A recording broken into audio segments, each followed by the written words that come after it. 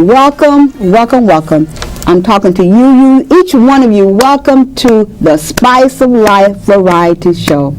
We are delighted and honored that you've joined us, and certainly we know that this is a topic that each one of us, if we take it to heart, it will help us. It will help us to protect ourselves, minimize the danger. Again, we bring you greetings, and I know that you've watched this show before. I'm just assuming that. So we bring you greetings from West Angeles Church of God in Christ, where Bishop Charles E. Blake and Mrs. May L. Blake are our leaders, along with Elder Marion Green and Mrs. Green. And so from each one of their hearts and our hearts, we bid you hello, welcome, and we love you.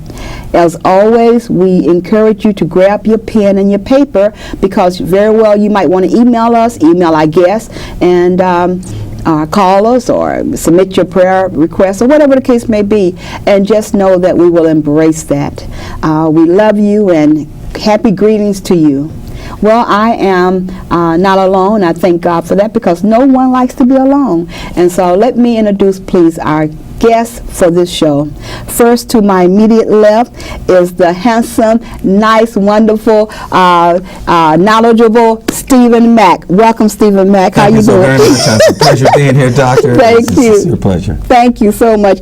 And then to his immediate left, we have the one and only one. There's only one. Thank God, because she's special in her own right, in the person of Miss Rita Hall. Rita Hall, welcome. How you doing? I'm fine, Dr. Lewis. I'm Thank so you. glad to see both of you. Well, now, was California the state that was blessed to have you birth here? Where are you from? I'm originally from Pasadena, California, just about, should we say, 20 minutes due west of here. I was born and raised here. I have a little first in my life, if I might say. In 1948, I was the first black on a Rose Parade float, and subsequent to then, I attended Lincoln Avenue, and then on to Washington Junior High School, and then, Washington Junior High, and then Muir, and then subsequently I went to the service. Wow. So I had an interesting life up to that point. I guess so, and all centered around Pasadena. All centered around Pasadena. Isn't that amazing? I played in the Rose Bowl when I was a kid, and played football and What whatnot. position? Would you believe? Wide receiver. Really? Oh yeah, I was a little fast at that time. I also ran track as well. Oh, did you? Yes, I did. Okay. Yeah, right. So I was a little quick. Okay. Right. What about you, Miss Rita? Well, I'm a Southern girl, Dr. Lewis. I'm from Birmingham, Alabama. Alabama. By way of Chattanooga, Tennessee. And once I got here, I matriculated through Los Angeles Unified, and I'm the proud graduate of the first graduating class from Crenshaw High School. Hey. That's right. All right. That's great. And you went on and you met a mutual friend of ours. Yes, in college we have a mutual wonderful friend by the name of Diane Crosley Mayers, and that's how you and I became acquainted these many years ago. Wow, that is truly amazing. Now, you both have been in public service. What is your background? First, you, Rita, and then you, Stephen. All right. I'm retired from the Los Angeles County Sheriff's Department after 26 years of service, and it was a wonderful career. And currently, I am contracting back with them in their recruitment efforts. So I'm looking for qualified applicants. All right, now, you better go. What's your background? My background is I was with Los Angeles Police Department for 35 years. I was a principal there at the jail system, and I've been, like I said, retired for 35 years, and now I work for the Sheriff's Department as a keeper while I handle judgments with those businesses that are going under. So people that are in trouble with tax liens and this, that, and the other. Oh, what kind of tax liens? Any kind of tax liens? Well, when you deal with the not any business taxes, and also you have small claims courts, and not small claims courts, but people who have judgments as a result of not paying their bills. Oh, okay, So okay. on businesses. So, okay. So I go out there, and I'm kind of the man who sits there and waits for the money to come in, and hopefully maybe I can negotiate some kind of process to where they can be all resolved. Oh, okay, then.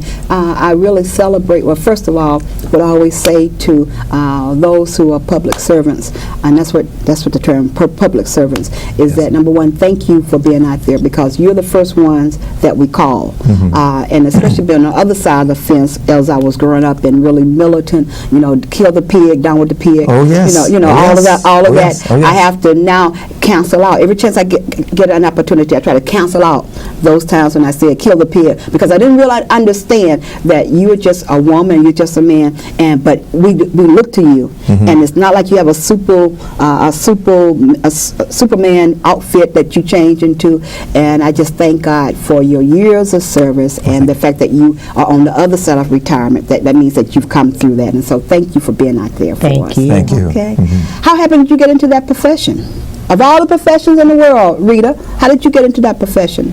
Pure and simple, Dr. Lewis, I needed a job. At the time, the job that I had, like they're downsizing now, my job was no longer there. So being a person that loves to work, I had to find a job. So I looked on the bulletin board, and it said the Sheriff's Department was hiring, and I said, I think I can do this. And like you, I grew up not really being a lover of police, but then being from down south, they said you can't change anything from the outside. You have to be on the inside. So voila, I went inside.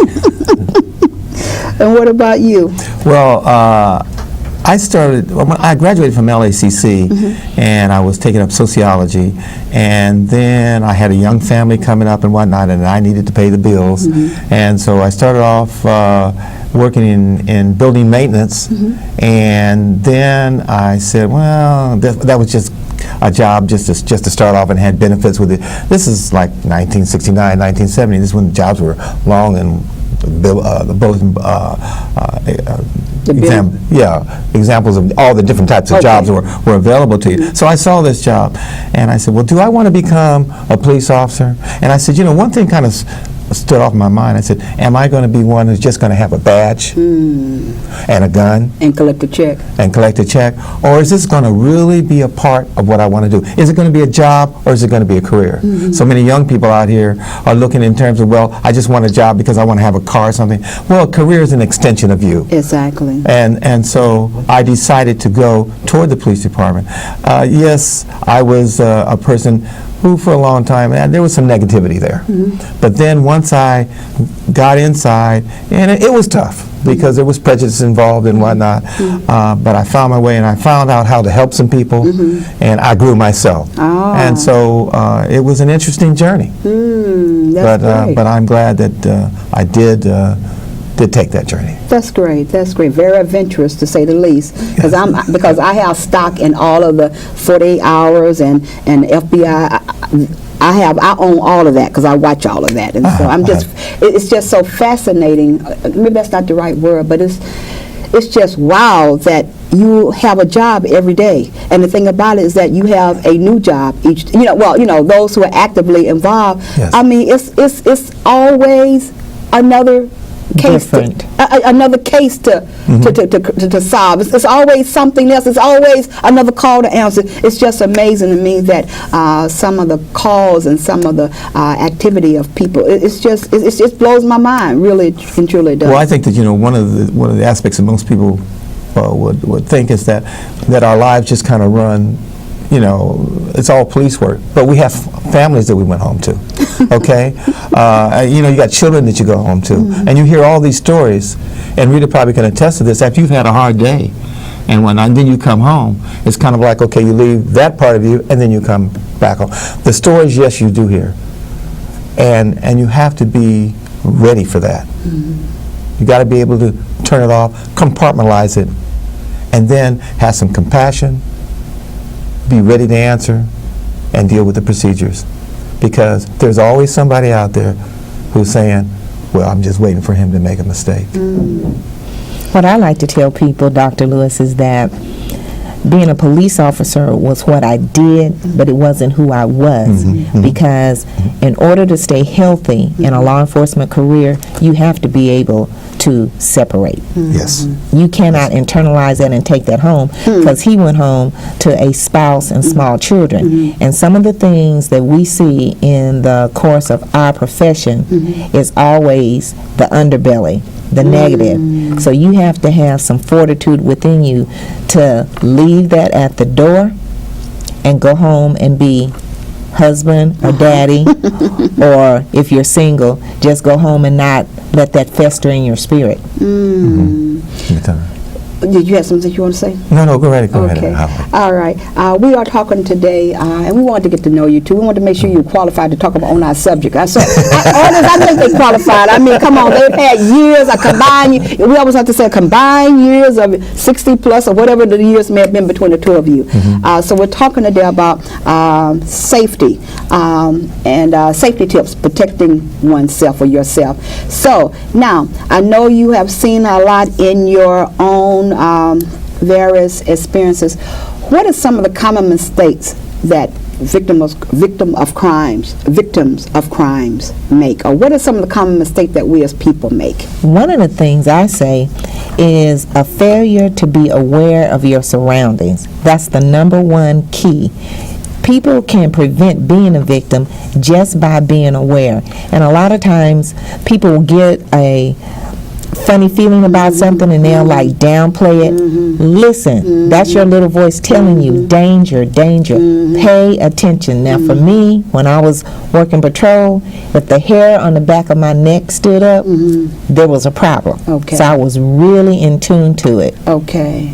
And that's so key, because you can't, unfortunately, you can't be as trusting as we once were. No, we can't. You know, back in the South, we didn't have keys. I know you from the city. But back at home, we didn't have keys. We didn't have keys. You know, I mean, we didn't lock we didn't have to lock the door. We would sleep on the porch. It was no big deal. But now we do have to be cautious and also in tune of those things around us. I remember my son wanted to purchase this car, and I didn't like going, but I couldn't. He was just so excited, and so we went. It was at the dusk of night, and all of a sudden when we got there, it was like a shout in me, "Get away, get away, get away," because there was two guys, and so he couldn't understand. I went dragging him down the street. He couldn't understand why, but it was just something about it. And so, like you said, I didn't ignore that warning sign that went out. I think, Dr. Lewis, though, also to couple with that, is that when you step out of that house, you've got to be prepared. I mean, ladies, that have handbags, make sure that they're secure, close to your body. We hear about people who get pickpocketed. Okay, when you're in a store and you're walking around, as the young people say, don't think everything is everything. You know, as Rita was saying too, be aware of what's going on. You know, it's like, when you're getting ready to make a left turn and opposing traffic, you don't just go because somebody has a light on, a directional light. Right. You wait till they commit. Right. Okay. Exactly. Commit yourself first and understand what you're dealing with, and especially, with the holidays approaching and when you're in big sporting events and things happen. So it's just an ounce of prevention. Ounce of prevention. An ounce of prevention, a little common sense, and I'll get you through. You had something you want to say especially on special days. When we have holidays that are coming up that are shopping holidays, that's when women particularly get distracted. So what I say is, have a little pouch like this, and it has a zipper compartment. If you're going to take cash, put your cash in here, and or credit cards. On the back it has a pen, so you're not fumbling in a purse for a pen to sign anything. Put it around your neck securely and slip it inside your blouse. Two purposes for that. Your hands are unencumbered, so if somebody does come up to you, you're able to fend them off. Okay, that's number one. And there's not a purse that you're with this package, you forget your purse and leave your purse. So something as simple as this might cost all of $5, and it will be invaluable. Your hands are free, and back to that, if something tells you that there's something wrong, don't go into the parking lot. That's what most malls now have, a security guard. go in the security office, have him walk you out. That's what they get paid for. Exactly. And I tell people, if you're shopping on a marathon shopping spree, which I have been known to do, when I take packages to the car, I move the car. Oh, okay. Because someone Very has good. seen you Very good. put all these packages in. If you move the car, they think you've gone. Very move the good. car to another location Very and good. park as close to the mall entrance as you can so that you have very few steps to come out to your vehicle. Oh, then that's really smart, because we're talking about practical tips, safety tips, and that's a practical tip. Yes. I recently I just saw, and it's beyond me. Anyway, I'll stop saying that. But anyway, I saw this purse on the seat. We were at the park, and somebody just left the purse, and the window was cracked. And it was kind of like, come on, give me a break. Do you really believe that? Now, certainly it was limited as far as the activity there, but if the person did it there, it lets me know they do it any place. And so, if you want your purse, hide your purse or protect your purse. Don't just leave your purse up there. But you're the expert. Come on, share Put with it us. in the trunk of your car. Sure. While we're on the topic of purses, I tell women, in the event that your purse is snatched, nothing in your purse should come back to you. My driver's license, my checkbooks, all have an alternative address on them. For the simple fact, if my purse is stolen with my keys, they don't know where to come and rob my home. Now, they can go up to sheriff headquarters if they want to, because that's the address If that's they on my big and bad check. enough to do that, huh? Let them go up there. Okay. They'll have a surprise waiting on them. But we have to start to think to be wiser and smarter. On my check, I only have my first initial. They don't know if that's Robert or Rita. My bank knows my signature, so that's not an issue with them. Little things that we have to become aware of, just little things that will make a difference. That's amazing. And so some of the alternative in address location would be a P.O. box, Absolutely. a business address. Well, no, business may be too closely associated with you, huh? So someplace else. I would say a P.O. box that doesn't say P.O. box, one that actually has an address. Okay. All right. Exactly. Okay. What about the home? What are some tips we can apply in the home? Well, I think in a home it's very basic. And today, like you said, you had no keys. But today, just making sure that your doors are locked. I mean, if you have an alarm system, be very aware of it. Don't give out the code to somebody else. Okay, it's always good to have a good neighbor. Sometimes a good nosy neighbor over there.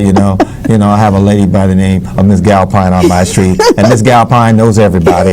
And she says, "Steve, I know you with the police department, but I'm with the volunteer, the Pasadena, so I'm gonna tell you the way it is, and I'm there, and I'll tell you about Sergeant Tucker and everybody." I said, "Very good." I said, "Very, very good." So it's a very good thing that that the community, that everybody in your neighborhood, comes together as a family and says, "You know what? We're going to look out for each other," because you never know what can happen. And it's nice to know if you know somebody, and you can say, "I know you," and they might come say, "Yeah, you know what? I was looking over there." But if you don't have that kind of relationship, they just might hold back. Right. What I have done with my neighbors since I'm single is we know each other's first name. Okay. On either side of me and directly in front of me. Now, if I want to telegraph to them that something wrong, I will call them by my first name. Okay. So that telegraphs to them there's something that's wrong. They can say, "Hey, how you doing?" Go in the house and call the police because Okay. there's something wrong. Okay. You need to set up codes with your neighbors, and like he said, be aware and watch out for one another. Because see, coming from the South, that's what we did. We Right. watched out for one another. Right. Also, another thing is, people have these beautiful lawns these days and all this landscaping. Keep your landscaping no more than 18 to 24 inches high because you don't want to provide concealment for an assailant. Also, for people that cannot afford an alarm system, go to Lowe's or Home Depot and buy a cowbell. tie it on the inside of your door, so when that door opens, it gives you a few seconds of knowing that there's somebody coming in. And especially if you by yourself, live alone, you know no one's supposed to be coming in. Exactly. But if I may add something on that too, Rita, is the fact is that people will come up and they will knock on your door. And if possible, look out the window first. Instead of opening And the door. if you see a person there that looks like a police officer, have them identify themselves. Okay? Have them identify them. Give them their rank, give them their serial number. Ask them some questions, some very basic questions. Okay? Don't assume because you see somebody there that looks like some. We hear about home invasions. All the time. All right? So people are very trusting. But just, again, a little depth of common sense. Just ask them first. Who are you? What is the nature of your business? What do you want to do? About a year and a half ago, my neighbor had a Rottweiler. The Rottweiler was a troubled dog in the neighborhood, got after people. Well, what happened was it got after one of the police officers that came because of a neighbor that had a problem with the dog. Okay. One of the officers shot at the dog, and the bullet hit my house. Wow. Well, at about 3 o'clock in the morning, here's this officer. Well, my name is Sergeant so-and-so, and I'd like to talk. I said, wait a minute. Let me turn my light on. What are you doing on my... I haven't done anything here. Right, This is startling. Right. And, and you see somebody say, well, I guess he's all right. Well, no. Yeah, Stop. yeah. Take a deep breath and say, okay, what's happening here? Not so quick just to make a quick judgment. Open your door. Open your door. Don't do that. With repair people also, every company that has an authorized repair person, they have a photo ID embossed with the company logo. Yes. If you did not call for repair service, don't take that, well, we were in the neighborhood. No. Do not open your door. It's just common sense. Install a peephole so that you can look out. And for those that do live alone, I'm notorious for saying, honey, could you get that? Very good. So that lets somebody know, hey, there's somebody else in there. Yes. Also, even if you are a single person, put 2 names on your mailbox. So it gives the illusion Yes. that you are not there by yourself. Exactly. Because people prey on individuals. I mean, Yes, we they have do. people that will do home invasion to a family, but I'm just talking about it's more easier if they know they're only going to encounter one person, huh? And also, while we're talking about that, don't be predictable. Don't come home the same way Say that. Yes. every day. Yes. Vary your route. Also know where your local fire station and police station is. If you feel that someone's following you home, don't go home. Don't go home. Don't go home. Go to the police station. Straight to it. Straight to it. So, just little things that, won't cost you anything, just inputting a little common sense to help keep you safe. And what about anything else you can think of that you might want to cover? Well, one of the things is couple along with that also is don't try this hero syndrome. I'm going to go out here and I'm just going to confront this person and tell them to get out of here and I'm going to be macho. No. I think Rita can pick up on that. You really don't want to do that because No. you're asking for a myriad of things to happen to you. And, it's like an escalation clause that we used to have there, and I'm sure Rita's aware of it. You start from zero, from talking to a person, all the way up to deadly force. And it can happen just that quick. In a split second. Wow. In a split second. That's amazing. There's some other tips. As far as driving, I would caution everyone, keep your car in good running order. Okay. Fill up in the daytime. When you get to half a tank, fill up. Okay. While you are driving, I always keep 1 car length between myself and the vehicle in front of me. And that's strategically planned because people have a tendency to try to box you in and Yes. carjack you. Now see, if I have a car length in front of me, that gives me maneuverability. Right. I can swing out and go around. Right. And see, I am not opposed to running over people. If it's a choice between tearing up the car and preserving my life, I will tear the car up. That's Okay. what I have insurance for. Okay. For people that travel a lot, have some type of roadside service. So if you get stranded, you have someone to come get you. Okay. Now this I'm directing strictly at the females because Okay. we have a tendency to come out and just get in a car, and then we sit there, we apply the makeup, or we make a cell phone call. No. When you go to your vehicle, look under it, around it, in the back seat, get in, lock the door, and go. Because you don't know who is watching you. And while you're sitting there reapplying this makeup or dialing on his cell phone, when you look around, someone could have a weapon pointed at you. Wow. Go. Don't sit there. Don't delay. Go. If you have to talk wherever you just left. Okay. Get in the car and go. Thank you. I'll put that to use right away. I'm reminded, I believe it's in the book of James, it says, when it comes into all trials, count it all joy. Well, it might sound funny, but when somebody is kind of flipping you off and whatnot, just say, brother, I love you, Jesus loves you, and keep on moving. Because, you kind of offset them there because they're looking for you to get mad. Right. And two mad things just don't work. Just doesn't work. So you diffuse the situation. Just smile. Right. And what is it called? Someone told me that it's easier to smile than it is to frown. Takes less facial muscles. Well, we're down to the last moment of the show. Oh, my goodness. I know. Your last word and your last word. Well, I would just simply like to say to people is that, again, to use common sense and to remember that police officers out there are there to help you. I think it's incumbent for a person just to try to understand that there, again, are people to help you, and they're doing a job, and approach them sometime, talk to them, and they'll be more than glad to talk to you. They're human beings, they're professionals, but thank goodness they're there. Hallelujah. Rita, down to the last moment. Just employ safety, employ a buddy system, talk to your neighbors.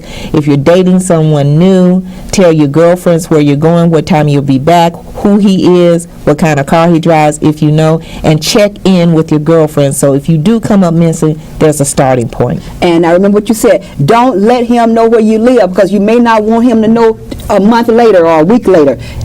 Exactly. Meet at a public mutual place. Exactly. Yes, And so to you, our audience now, our professionals here have given us tips that we can imply into our lives, and so let's do that. I tell you, if we do 1, 2, 3, 5, 6 of those suggestions, we can change our life and sort of curtail our safety. And so help yourself out, apply yourself, and don't try to be a hero, because there are dead heroes in the cemetery. God bless you. We love you. Take care.